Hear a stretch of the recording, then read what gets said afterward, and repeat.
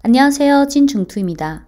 과거 찐중투 영상에서 중국 주식의 경우에는 소비주랑 헬스케어는 기본적으로 깔고 가야 하고 그 외에 전기차, 2차전지나 테크주를 옵션으로 해서 분산 투자를 하는 것이 바람직하다고 강조해 드린 바 있습니다.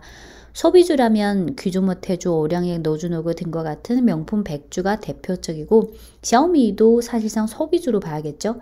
전기차랑 2차전지는 과거에는 옵션 성격이었는데 2020년 전 세계적으로 전기차가 부각되면서 이제는 이미 소비주랑 헬스케어처럼 필수적으로 깔고 가야 할 존재가 되어가는 분위기죠.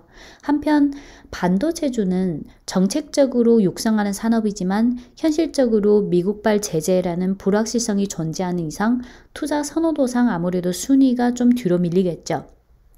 한국인 투자자분들이 한 가지 유의해야 할 점은요. 한국 증시에서는 반도체주가 워낙 중요한 존재지만 거기에 익숙한 마인드로 중국의 반도체주를 접근하는 것은 바람직하지 않습니다. 중국의 산업에서 반도체는 매우 중요하지만 중국 증시에서 반도체주는 기존의 소비, 헬스케어, 시크리클 등 업종에 비해 시총이나 영향력에 있어서 아직 그렇게 중요한 존재는 아닙니다. 오늘은요, 중국의 제약, 바이오, 헬스케어 산업에 대해 점검해 볼 텐데요. 산업 전망에서 종목까지 다 언급할 거지만 헬스케어가 워낙 세부 분야가 많다 보니까 오늘은 산업 전망에 중심을 둘 생각이고 거기에 해당되는 유망 종목을 언급할 때는 포인트만 간단히 짚어드릴 거예요. 왜냐면 종목을 제대로 분석하려면 한 종목당 적어도 40분 정도는 걸리기도 하지만 종목 들어가기 전에 우선 그 산업에 대한 전반적인 인식을 명확히 가지는 게 중요하다고 생각합니다.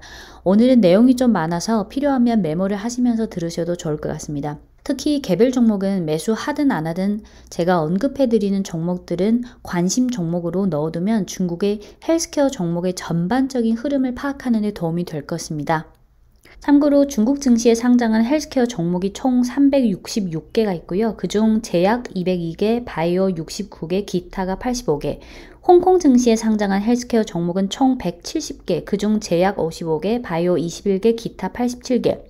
그 외에 미국 증시에 상장한 헬스케어 종목이 또 20개가 있습니다. 이렇게 중국, 홍콩, 미국 증시에 상장한 중국 헬스케어 종목만 해도 수백 개가 있어서 선택과 집중이 중요하겠죠. 우선 2020년 헬스케어 업종의 주가 흐름을 간단히 리뷰해 보겠습니다. 2020년 중국 헬스케어주의 특징을 간단히 요약하자면 상반기는 코로나라는 큰 재료 때문에 관련주가 급등했는데 이런 과열된 상황에서 하반기 들어서서 이익 실현이 본격적으로 나오면서 조금씩 이성적인 상황으로 다시 복귀하는 양상을 보였습니다. 2020년을 1월부터 7월, 8월부터 12월 이렇게 두 개의 구간으로 나눠서 중국 증시 중 제약업종 지수와 바이오업종 지수 이 두 개 지수의 흐름을 보면요.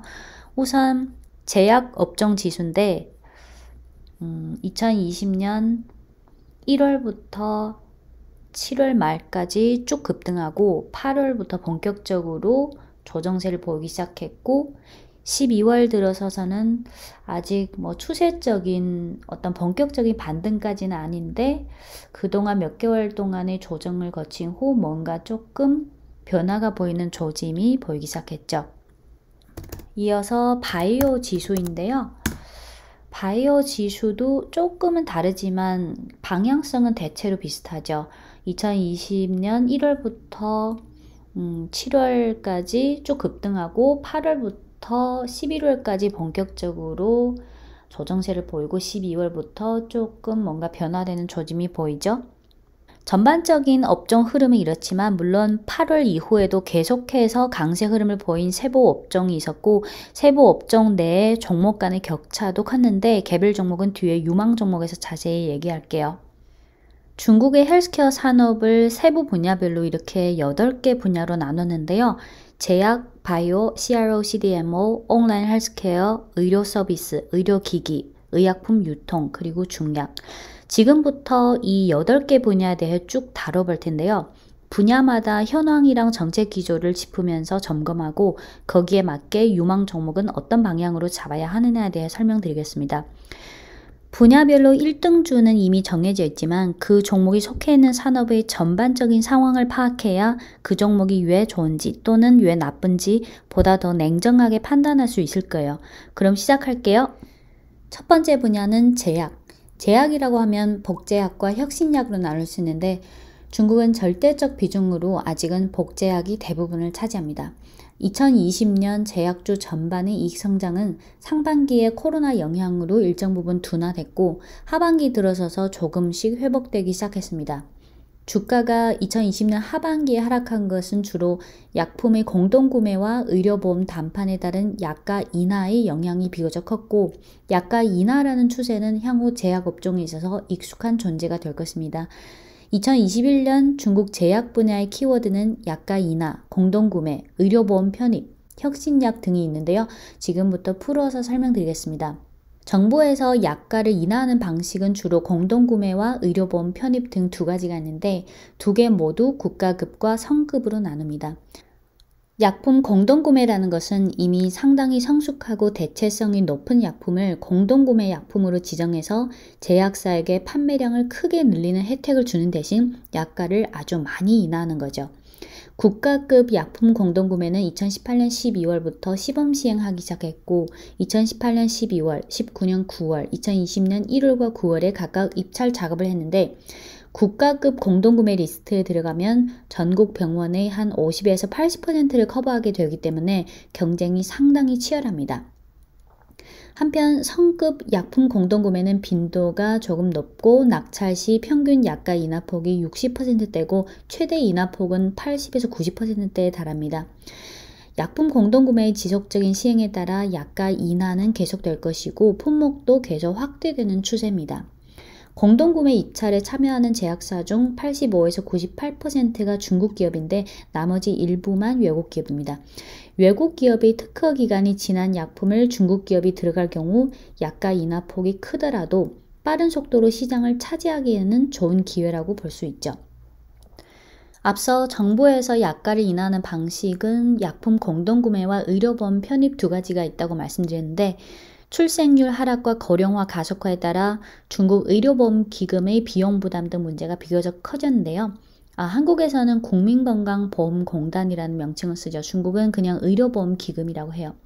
2009년부터 2019년 이 10년 동안 의료보험 기금 잔액의 연평균 증가율이 20.2%인데 비해 지출의 연평균 증가율은 21.7%에 달했습니다. 즉 10년 동안 의료보험 기금의 지출의 증가율이 잔액의 증가율보다 조금 높다는 거죠.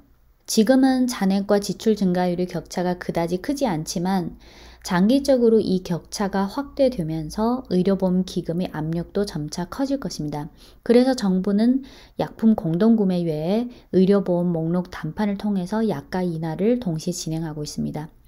의료보험 목록 편입 단판 품목 중 비중이 가장 큰 건 35%를 차지하는 항암제, 그 다음이 혈액질환, 항감염, 소화기 신진대사 그리고 신경계통 등이 있습니다. 정부 입장에서는 약가를 가급적 많이 인하해야 국민들이 혜택을 더 많이 받고 제약사 입장에서는 의료보험 목록에 못 들어가면 약이 아무리 좋아도 판매량을 크게 확대하기 어렵기 때문에 약가 인하라는 수단으로 경쟁해서 의료보험 목록에 들어가서 판매량의 급증을 도모하는 거예요. 하지만 만약 약가를 많이 인하해서 의료보험 목록에 들어갔는데 판매량 확대로 그 약가 인하 부분을 메꾸지 못하면 매출에 부정적인 영향을 미치겠죠. 의료보험 목록에 편입하게 되면 약가가 많이 인하되기 때문에 편입 후에 그 경제적 효과는 사실상 실적으로 검증을 받아야 하는 부분이지만 앞서 말씀드린 약품 공동구매는 복제약 위주로 하는 거고 의료보험 목록 편입 단판은 혁신약 위주로 하는 거기 때문에 목록에 들어가면 대체로 매출액과 이익률 향상에 긍정적인 요인으로 작용하는 경우가 많습니다. 이런 상황에서 향후 투자 방향에 대해 고민해 보면 약가 인하 압력은 2020년뿐만 아니라 21년 그리고 미래에도 상당 기간 동안 계속될 정책 기조이기 때문에 제약주에서 종목을 선택할 때 다음 몇 가지 기준을 봐야 한다고 생각해요. 복제약의 비중이 낮고 혁신약의 비중이 높고 매출 대비 연구개발비 비중이 높은 기업을 선택해야 하겠죠. 특히 혁신약 라인이 풍부하고 복제약에서 혁신약으로의 사업 모델 전환을 적극적으로 하는 기업이 좋겠죠. 혁신약을 하는 기업도 사실 기존에 하고 있는 복제약의 비중이 상당히 크기 때문에 아무리 크고 앞선 제약사라 하더라도 혁신약을 하나하나 계속 꾸준히 출시해서 복제약의 그 실적 성장성 둔화를 커버할 수 있어야죠. 항암제 의료보험 편입 비중이 가장 크기 때문에 항암제 비중이 높으면 좋고, 또 항암제 혁신약을 꾸준히 출시하면 더 좋고요. 그리고 옛날에는 잘 나가는 글로벌 제약사의 항암제 복제약 하나로 먹고 사는 그런 시대가 있었지만, 약품 공동구매가 이미 장기화 추세가 된 이상 그런 시대는 이미 끝났죠. 그래서 예를 들어 항암제라도 딱 한 가지 적응증이 아니라 다양한 적응증에 해당되는 항암제를 꾸준히 출시해야 가장 좋죠. 이런 장기적인 방향성에 맞는 종목이라면 가장 먼저 떠오르는 종목이 헝루이药 항서제약 600276. 항서제약은 찐중투 12월 17일 영상에서 자세히 설명드린 적 있어서 포인트만 간단히 말씀드릴게요. 중장기적으로 보면 항서제약의 실적은 매출의 45%를 차지하는 항암제가 견인하고, 항암제 실적은 기존 항암제와 PD-1 단클론 항체가 동반 견인할 텐데, 기존 항암제는 19K라는 항악성 종양제, 프로티닙이라는 유방암 항암제, 파클리탁셀이라는 항악성 종양제 등이 주력이고, 새로운 실적 모멘텀인 PD-1 단클론 항체는 이번 의료보험 목록 편입을 계기로 판매량 확대 및 매출 증대가 기대됩니다. 또한 12월 24일 공시에 의하면 유방암 말기 항암제, 생존기간 연장용 이 유방암 말기 항암제의 임상도 중간 결과가 잘 나와서 이 부분도 향후 새로운 실적 모멘텀이 돼줄 수 있습니다. 중국은 이미 코로나 진정에 따라 병원 방문자 수도 점차 회복 중이지만, 코로나 전의 정상 수준까지 회복하기에는 아직 시일이 걸릴 것이기 때문에 매출의 47%를 차지하는 마취제와 조영제의 실적 회복은 아직 시간이 많이 걸릴 겁니다. 하지만 2020년 상반기에 비해 하반기부터 실적이 점차 개선되고 있다는 점이 이미 확인되고 있는 만큼 2021년 1분기부터는 실적이 더 개선될지가 중요하겠죠. 항서제약 2019년 이후의 주가 흐름을 보시면 2019년에는 대체로 순조롭게 쭉쭉 가다가 2020년 1월 코로나 발생 후부터는 상반기에 상승은 했지만 다른 코로나 수혜주에 비해서는 상승폭이 상대적으로 작았죠. 그러다가 7월 중순부터 12월 중순까지 계속 부진하다가 12월 중순 이후에 급등세를 잠깐 보였고, 그 후에는 좀 안정세를 취하고 있죠. 2019년에 비해서 2020년의 주가 흐름이 좀 불안정했어요. 제약에 이어서 바이오로 가보겠습니다. 선진국에 비해 중국의 바이오 산업은 늦게 시작돼서 대부분 fast follow 전략을 취해왔기 때문에 임상 개발이나 연구 개발 리스크는 크게 낮아졌지만, 핫한 분야를 쫓는 경향이 강하고 경쟁이 비교적 치열한 관계로 불확실성이 상대적으로 많고 다양할 수 있는데, 예를 들어 의료보험 목록 단판으로 약품의 경쟁 구도를 아예 바꿔 넣을 수도 있고요. 하지만 제약업종과 다른 점은 바이오 쪽은 정책상 복제약처럼 약품 공동구매라는 부담이 없어서 아직은 폭발적으로 성장할 수 있는 잠재력이 내재되어 있다고 볼 수 있습니다. 바이오에 대한 자본시장의 투자도 아직 초기 단계에 있어서 대부분 시총이 크거나 핫한 기업에 대한 선호도가 강한데요. 특히 2020년 상반기 같은 경우는 코로나 백신 관련주가 가장 핫했죠. 예를 들어 캔시노 바이오로직스라는 종목이 있는데, 작년 8월 이후 조정했는데도 연간 수익률이 200%를 기록한 것은 코로나 백신 종목인데다 중국 군사과학원 소속 군사의학연구원과 코로나 백신 연구개발을 협력해서 진행했고, 당시 임상 속도도 상대적으로 빨랐기 때문이었습니다. 코로나 백신주에는 캔시노 외에 몇 개 더 있는데요. 작년 8월 이후의 조정폭을 감안해도 연간 수익률이 GB바이오가 203%, 강태바이오 99%, 복성제약 상해 종목이 140%, 복성제약 홍콩 종목이 59%, 화람바이오가 57%. 종목 코드를 봐도 아시겠지만 GB바이오와 강태바이오는 외국인 개인 매매 불가 종목입니다. 그리고 복성제약도 대부분 잘 아시는 종목인데, 복성제약이 2020년에 많이 상승한 것은 기존의 심혈관이나 여러 가지 다양한 기존 약품 때문에 상승한 게 아니라 코로나 백신 때문입니다.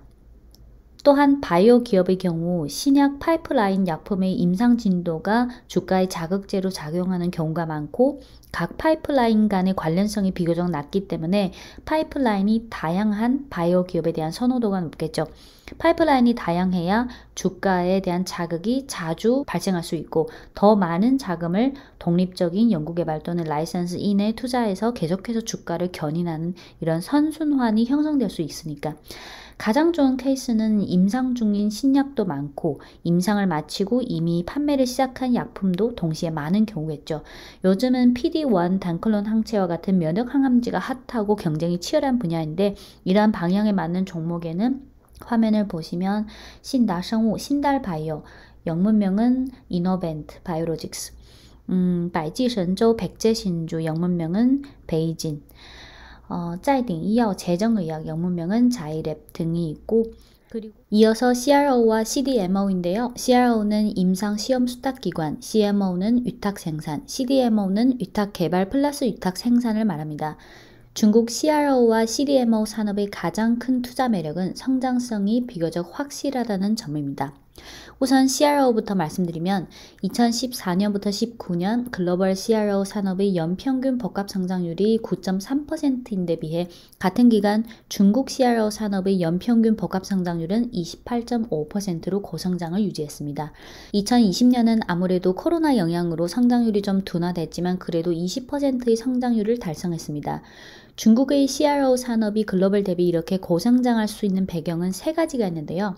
첫째는 큰 배경으로는 산업 이전인데 즉 글로벌 CRO 시장은 선진국에 집중되어 있고 미국이 60%, 유럽이 30%를 차지하고 있고 중국과 인도는 아직 각각 2, 3%에 불과했어요. 하지만 장기적으로 보면 환경 문제나 기술 지원, 전문 인력, 인건비 등 요인들로 인해 글로벌 CRO 산업이 선진국에서 조금씩 신흥국으로 이전되는 추세가 진행되고 있습니다. 둘째는 글로벌 제약사들은 가장 핵심적인 부분을 자체적으로 하고 점점 더 많은 업무를 위탁 방식으로 하는 추세라서 글로벌 제약사들의 이런 위탁 비중이 확대되고 있는 추세, 거기에 맞춰서 중국 제약사들이 R&D 투자를 적극적으로 하고 있죠. 셋째는 중국 시장은 또 수요나 인력 원료, 인프라 정책 등 면에서 강점이 있으므로 CRO 산업의 육성에 유리한 환경을 갖추고 있습니다. 중국 정부는 CRO 산업을 육성하기 위해 2018년에 CRO 산업 발전 지원 및 글로벌 경쟁력 있는 기업의 육성을 취지로 하는 정책을 발표한 바 있습니다. 산업마다 글로벌 산업 집중도가 다른데요. 어떤 산업은 1등, 2등, 3등만 합쳐도 글로벌 시장의 50% 이상 심지어 7, 80% 이상을 차지하는 독과점 구도가 있는 반면 어떤 산업은 비교적 골고루 분포된 편이라 1등부터 10등까지 합쳐도 50%가 안 되는 산업이 있는데요. 글로벌 CRO가 바로 후자에 속합니다. 지금 전 세계에 CRO 기업이 1100개 이상이나 있는데 화면을 보시면 글로벌 톱 10인데요. 8위와 9위를 제외하고 다 미국 기업이에요. 8위인 아이콘이 아일랜드 기업이고 9위가 중국 기업인 우시 앱텍인데요. 영문명은 우시 앱텍, 중문명은 야오밍 강드, 한글명은 양명강덕, 상해와 홍콩 증시 동시 상장 종목인데 상해 종목 코드는 603259, 홍콩 코드는 02359. 영문명이 우시로 시작한 것은 이 기업의 본사가 중국江苏성 우시시라는 도시에 있기 때문에 영문명을 우시 앱텍이라고 지었어요. 요건 글로벌 톱10이고 중국 국내 CRO 산업은 아직 초기 발전 단계에 있어서 산업 집중도가 비교적 낮은 편인데요. 중국에는 지금 CRO 기업이 500개 이상 있는데 마찬가지로 1위부터 10위 합계 시장 점유율이 50% 미만입니다. 중국 CRO 기업 1, 2, 3위까지만 말씀드리면 1위는 방금 말씀드린 야오밍 강더, 양명강덕, 우시 앱텍이고요. 중국 국내 시장 점유율 16.4%.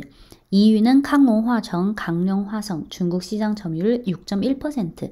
3위는 타이거의약, 태각의약, 중국 국내 시장 점유율 4.4%입니다. 과거 진종투 기초 세미나를 보신 분들은 아시겠지만 중국 심천거래소 창업판에 상장한 종목은 코드가 3으로 시작하는데 3으로 시작한 종목은 외국인 개인 투자자는 아직 매매 불가합니다. 그래서 종목 코드를 쭉 보시면 양명강덕은 상해와 홍콩에 동시 상장되어 있고 둘 다 외국인 개인 매매 가능하고요. 하지만 강룡화성과 태각의학의 종목 코드를 보시면 심천에 상장한 종목이 3으로 시작되죠. 그래서 요거는 외국인 개인 매매 불가하고요. 하지만 홍콩에 상장한 종목은 가능합니다. 중국 CRO 대표 기업들의 흐름을 모니터링 하려면 이 양명강덕, 강룡화성, 태각의학 이 세 종목은 기본적으로 같이 보시면 좋고요. 물론 결국 양명강덕 1위 기업인 양명강덕을 매수하시겠지만 세 개를 같이 보는 게 좋겠죠. 왜냐하면 어떨 때는 세 종목 흐름이 같이 갈 때도 있고 또 1위와 2, 3위와의 격차가 벌어질 때도 있고요.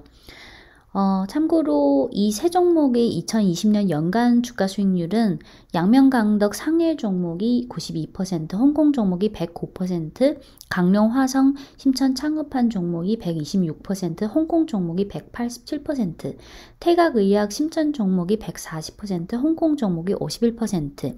여기서 태각의학 홍콩 종목의 수익률이 상대적으로 낮은 것은 홍콩에 상장한 게 2020년 8월이었기 때문이에요. 1, 2, 3위 세 종목의 2020년 주가 그래프를 한번 볼게요. 1위 기업인 우시앱텍, 양명강덕 상해 종목의 주가 흐름은 중간에 서너 번 기복이 있었지만 대체로 상승세를 유지했고 양명강덕 홍콩 종목의 주가도 대체로 비슷한 흐름을 보였죠. 2위 기업인 강룡화성의 심천 창업한 종목의 작년 주가 흐름도 물론 상반기에 많이 올랐고 하반기에 좀 박스권을 보였죠. 하지만 대체로 상승세를 유지했고요. 강룡화성 홍콩 종목의 작년 주가 흐름은 상승세는 심천 종목보다 조금 낮죠.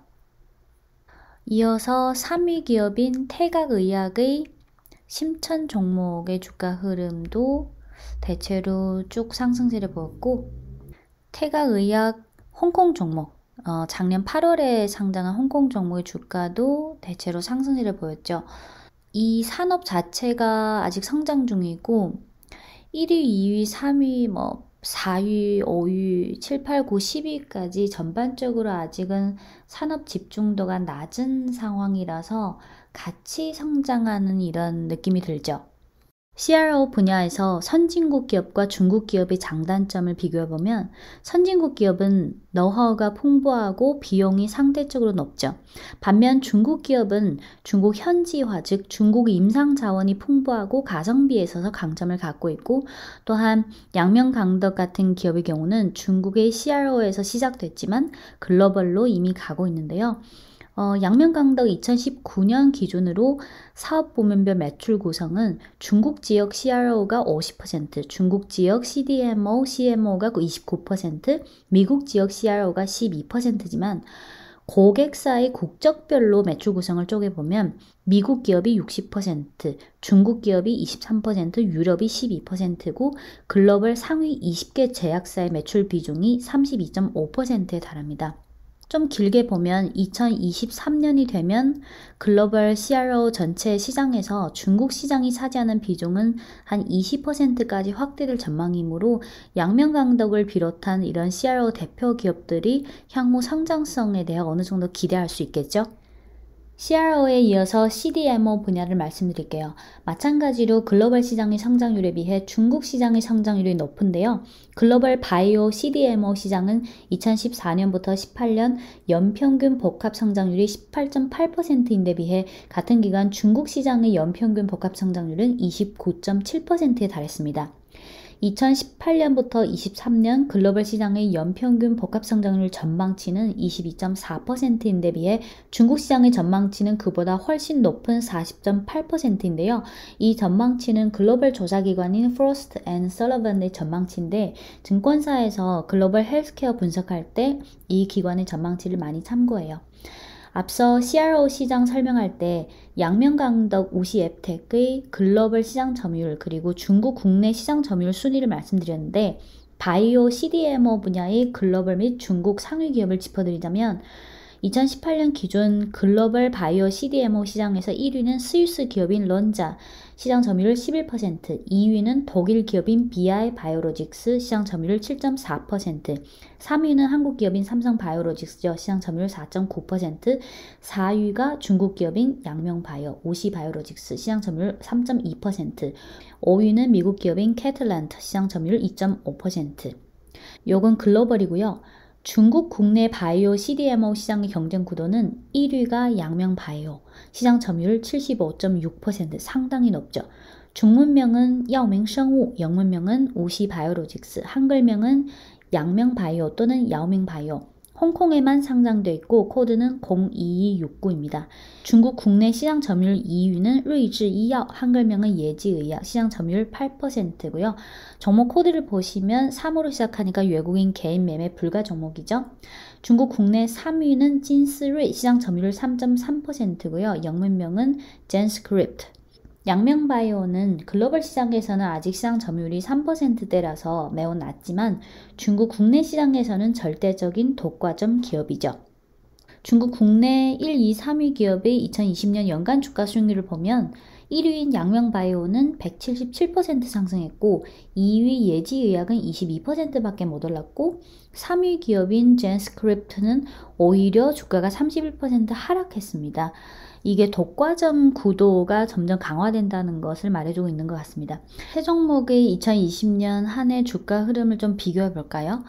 1위인 양명바이오, 여밍바이오는 작년 한 해 내내 큰 흔들림 없이 꾸준히 순조롭게 올라갔죠.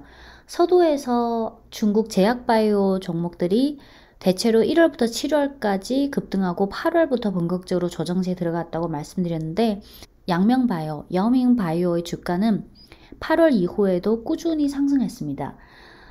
물론 중국 국내 시장 점유율 70% 이상이라는 절대적인 독과점 기업이라는 점도 있지만 작년에는 기존 사업 외에 코로나와 관련해서 20개 항체 프로젝트와 1개 백신 관련 프로젝트를 수주해서 추가적인 매출이 발생했기 때문입니다. 2위 기업인 예지의약의 주가를 보면요. 상반기에 다른 종목들이 쭉쭉 오를 때는 오히려 하락했고 그 후에 좀 올랐지만 뭔가 좀 불안정하고 애매한 느낌이 들죠. 3위 기업인 진스루이, 젠스크립트는 아예 한 해 내내 부진했죠. 그래서 중국에는 바이오 쪽 CDMO 기업도 많고 다양한 종목들이 있지만 결국은 절대적인 독과점 1위 기업인 양명바이오, 야오밍바이오가 답이겠죠. 제약 바이오 CRO CDMO에 이어서 온라인 헬스케어로 갈 텐데요. 중국의 온라인 헬스케어 산업에 대해 공부하려면 우선 찐중투 지난 11월 4일 이 영상을 보셔야 하는데요. 물론 2개월 전 영상이라서 주가는 변화가 생겼지만 기본적인 산업이랑 기업의 상황은 영상을 참고하시면 됩니다. 그 당시는 찡둥건강이 아직 상장이 안 되는데 찡둥건강이 지난 12월 8일에 홍콩 증시에 상장해서 많은 투자자들이 관심을 받았죠. 찐중투 이 11월 4일 영상을 보셨다는 전제하에서 오늘은 평안헬스케어, 알리건강, 찡동 이 세 종목을 간단히 비교해 드리겠습니다. 중국 온라인 헬스케어 종목 3총사인 평안헬스케어, 알리건강, 찡둥건강 3사는 크게 보면 다 온라인 헬스케어라는 범위에 있지만 3사의 매출 구성의 차이가 비교적 큰데요. 매출 중 의약품 전자상거래 즉 의약품 전용 쇼핑몰의 비중은 알리건강이 96%, 찡둥건강이 87%, 평안헬스케어가 55%고 매출 중 온라인 진료 서비스의 비중이 가장 높은 기업은 평안헬스케어 25%고 반면 알리건강과 찡둥건강은 전자상거래 비중이 극단적으로 높은 반면 온라인 진료 서비스 비중은 아직 극히 낮죠. 이는 3사의 출신 기업 즉 모그룹의 성격에서 온 거라고 볼 수 있는데 알리건강의 모그룹인 알리바바는 중국 전자상거래 1위, 찡둥건강의 모그룹인 찡둥닷컴은 전자상거래 2위고 평안헬스케어의 모그룹인 평안보험그룹은 중국 보험 2위 업체죠. 2017년부터 19년까지 재무제표를 보면 찡둥건강이 가장 좋았고 평안헬스케어의 적자가 가장 컸고 알리건강의 적자가 상대적으로 작았어요. 증권사 HTS나 보고서 찾아보시면 나올 거예요. 2020년 상반기 실적만 봤을 때 매출액이 가장 큰 것은 찡동건강 87.7억 위안, 그 다음이 알리건강 71.7억 위안, 그 다음이 평안헬스케어, 격차가 좀 크지만 27.4억 위안. 하지만 순이익은 알리건강이 2.8억 위안 흑자 전환했고 평안헬스케어는 2.1억 위안 소폭 적자를 냈고 반면 찡동건강은 매출액은 가장 컸지만 54억 위안 적자를 냈습니다. 2020년 상반기 매출액이 가장 큰 건 찡동건강인데 순이익 적자가 가장 큰 것도 찡동건강인 것은 상장 전인 2019년부터 2020년에 시리즈 A 투자 유치한 그 전환 우선주 공정 가치가 상장 후 주식 가치 증가로 늘어났기 때문이에요. 만약 이 부분을 제외하면 2020년 상반기 기준 찡동건강의 순이익은 3.71억 위안으로 3사에서 가장 많습니다.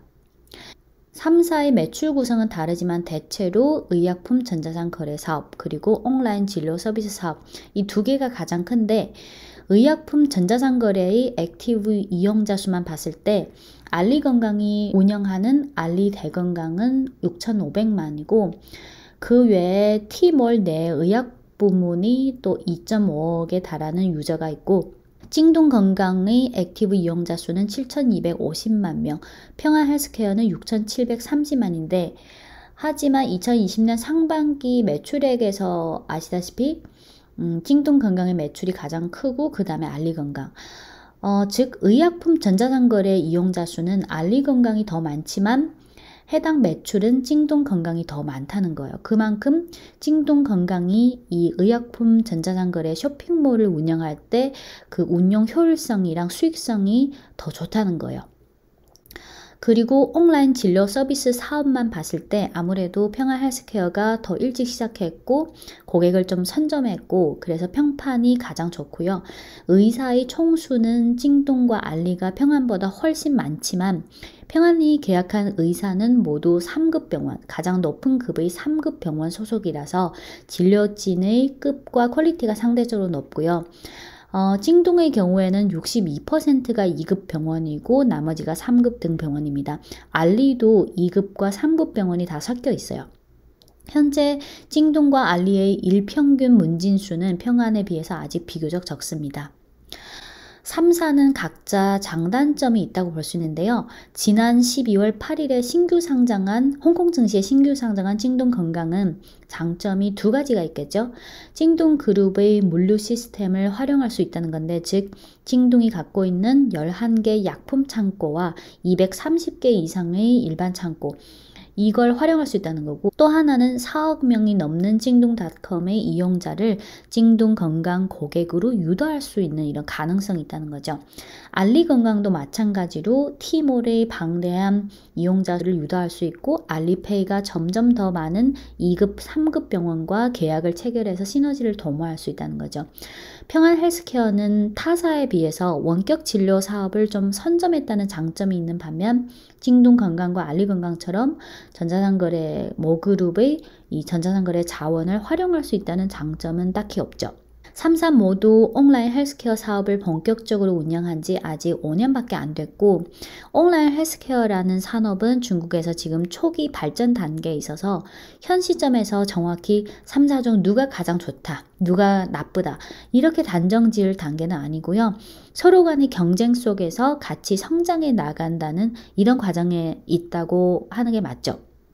하지만 현실적으로 의약품 전자상거래 사업 같은 경우가 돈이 더 빨리빨리 오죠. 고객이 쇼핑몰에서 매매를 한번 하면 거기에 따른 수수료가 붙으니까.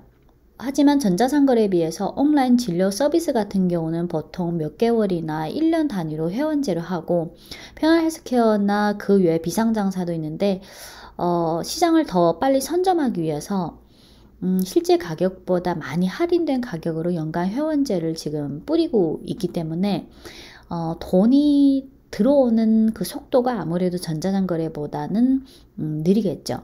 하지만 또 반대로 길게 보면 전자상거래 같은 경우는 내가 오늘 알리건강에서 이 약품을 사도 되고, 다음에는 찡동에서 사도 되고, 또 다음에는 평화헬스케어에서 사도 되는데, 뭐 몇 개월이나 1년, 2년 이렇게 좀 길게 온라인 진료 서비스를 이용하게 되면 다른 업체로 갈아타기가 쉽지 않을 것 같아요. 그래서 고객 충성도가 또 상대적으로 높다는 장점이 있고, 이 부분에 대해서는 지난 11월 8일 요 중국 현지 1대1 토크, 중국인 후배와 온라인 헬스케어 토크하기, 요 영상을 참고하시면 좋을 것 같고요. 3사의 주가 흐름을 한번 볼까요? 평화 헬스케어와 알리건강의 주가에 대한 자세한 설명은 지난 12월 4일 그 온라인 헬스케어 영상에서 자세히 설명드리는데, 평화 헬스케어의 주가를 보시면 2020년 초부터 쭉 오르다가 8월 초부터 제약 바이오주들이 본격적으로 조정세를 보이면서 같이 조정을 보이기 시작했고, 아직은 뚜렷한 반등세가 보이지 않고 있고요. 알리건강은 중간에 좀 기복은 있었지만 전반적으로 계속 상승하다가 지난 12월 24일에 중국 시장감독관리총국에서 알리바바 그룹의 반독점법 위반 혐의로 조사에 공식 착수했다는 기사가 나오면서 알리바바 그룹의 주가가 급락하면서 알리건강의 주가도 동반 급락하기 시작했는데요. 아직은 부진한 모습이죠.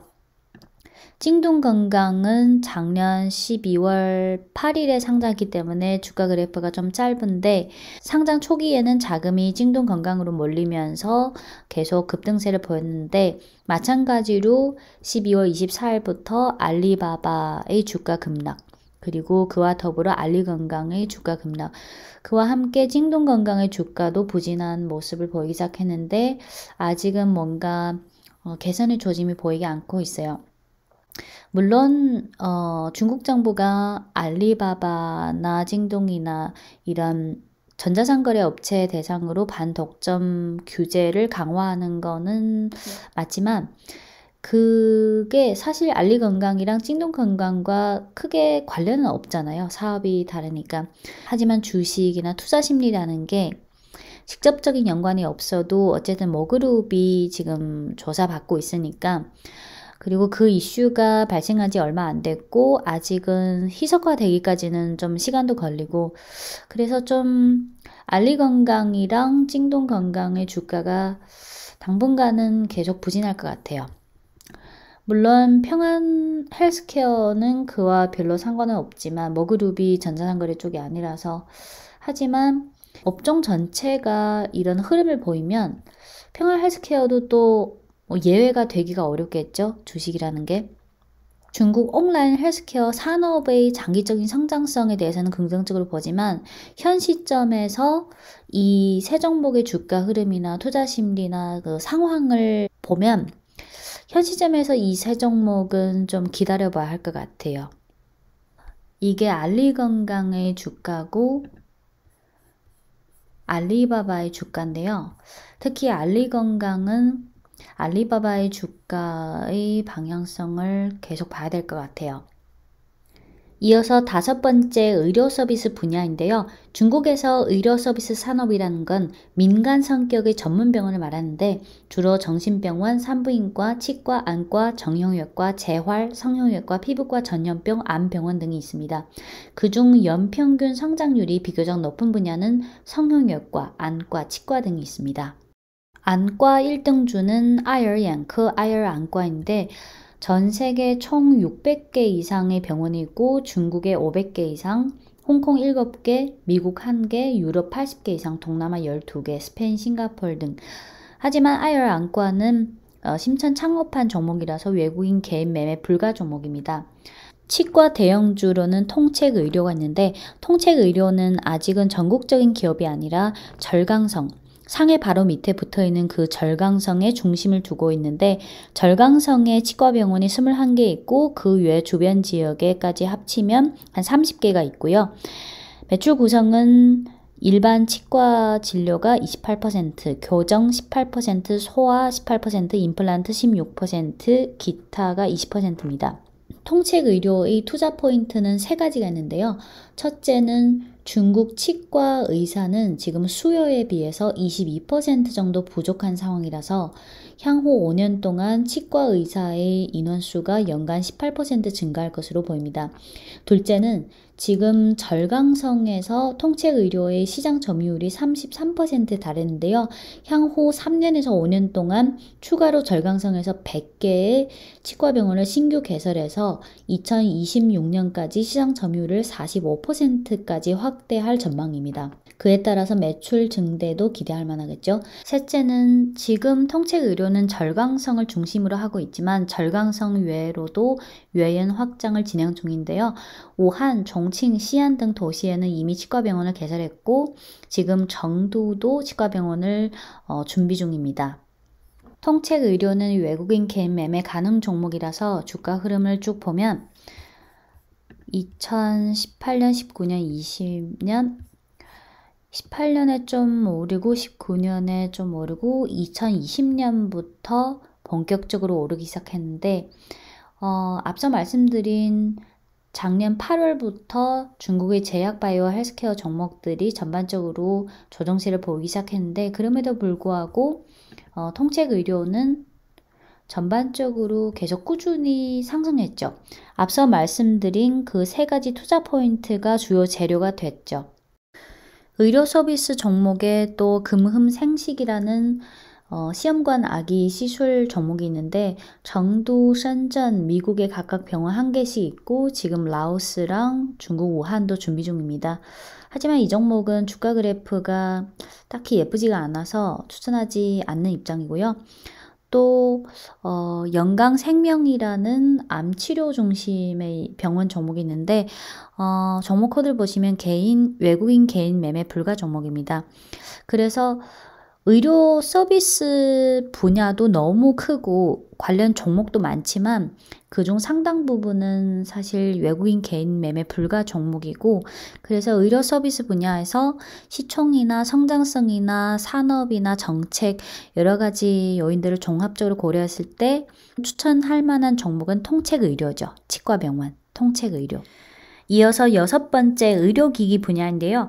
의료기기도 워낙 범위가 다양한데 2020년 상반기에 주가가 오른 후 하반기 들어 전반적으로 하락했는데 그 배경은 주로 정부의 의료기기 공동구매를 통한 가격 인하에 대한 우려심리 때문입니다. 의료기기 공동구매는 의약품 공동구매랑 유사한데요. 이미 성숙하고 국산화 수준이 높은 분야에 대해 공동구매를 통해서 가격을 큰 폭 인하시키는 거예요. 지난 11월 24일 국가의료보장국에서 제2차 고가의료용품 데이터와 가격조사 관련 통지를 발표했는데 그 범위가 정형외과 관련 제품인데요. 인공고관절, 인공무릎관절, 심장충격기, 폐쇄기구 등이 있습니다.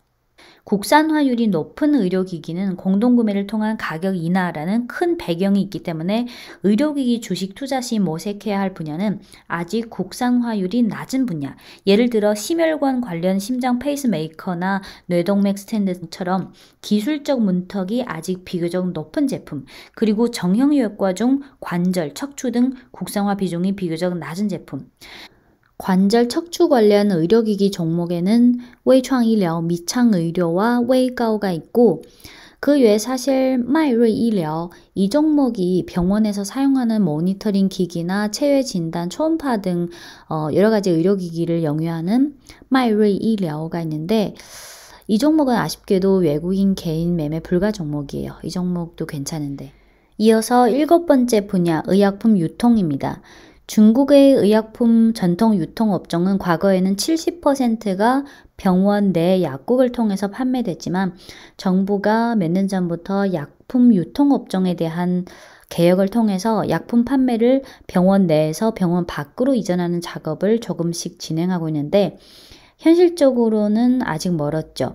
한국은 이미 오래전부터 의약분업이 됐죠. 병원에서 처방을 받으면 병원 근처에 있는 밖에 있는 약국에 가서 구매하면 되고요. 중국도 의약분업을 추진하고는 싶지만 워낙 나라가 크고 여러 가지 건드려야 할 이익도 많고 이게 정책적으로 단기간에 실현하기는 쉬운 작업은 아닙니다.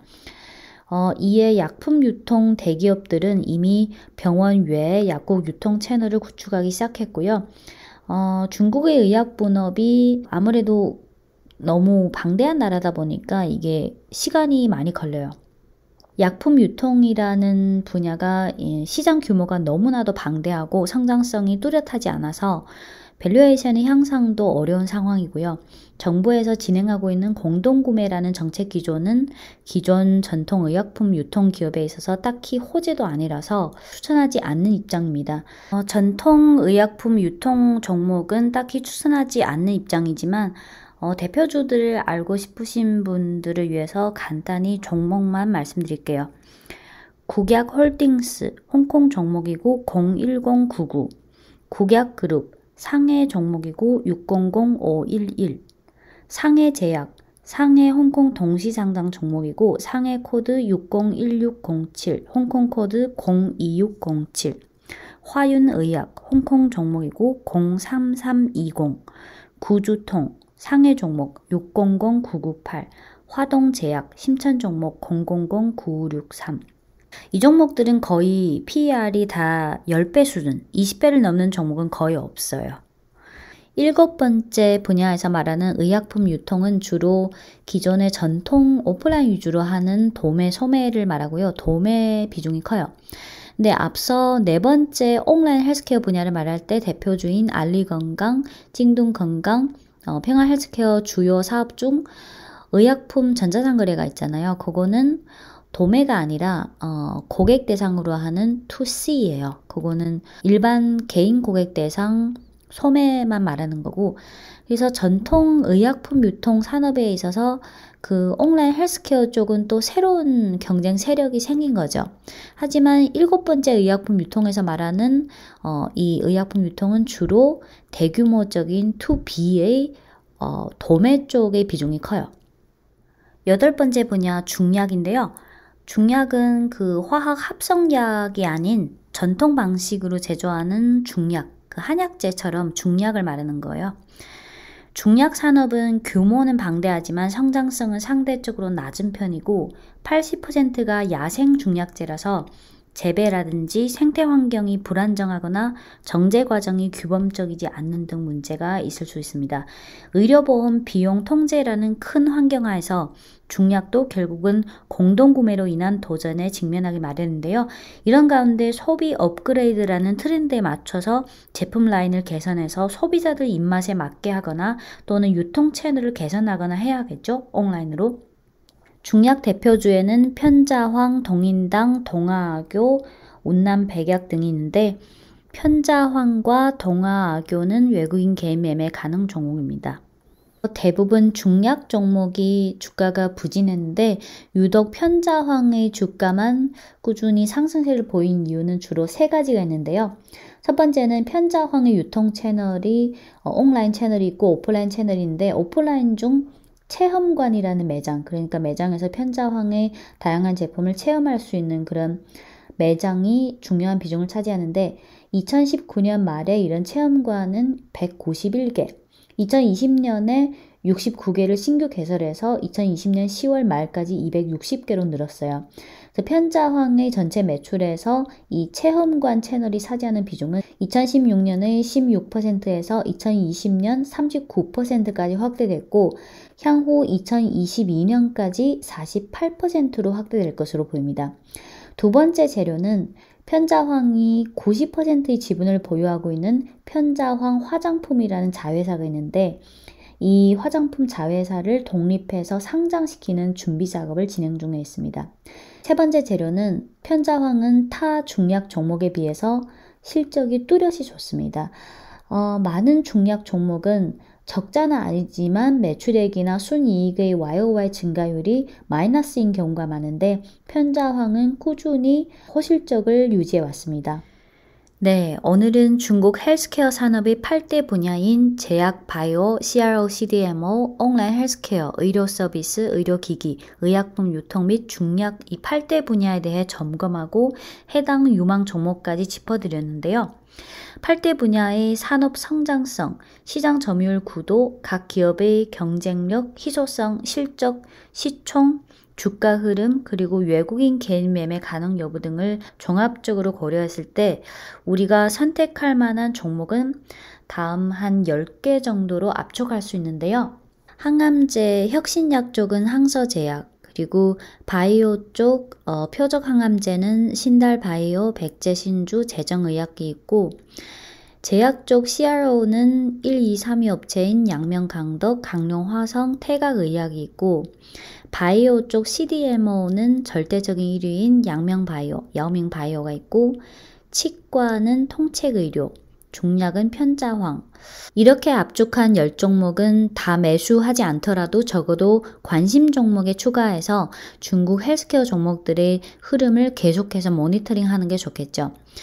앞서 서두에서 말씀드린 것처럼 중국, 홍콩, 미국 증시에 상장한 중국 헬스케어 종목들을 합치면 수백 개가 있기 때문에 오늘 한번 영상으로 절대 해결할 수 없고요. 향후 핵심 종목 그리고 유망 종목에 대해서는 향후 심도 있게 분석하거나 또는 시황 같은 스팟성 정보를 계속 드리도록 하겠습니다. 네, 오늘의 영상을 통해 중국 제약바이오 헬스케어 종목 투자에 도움이 됐으면 좋겠고 지금까지 찐중투였습니다.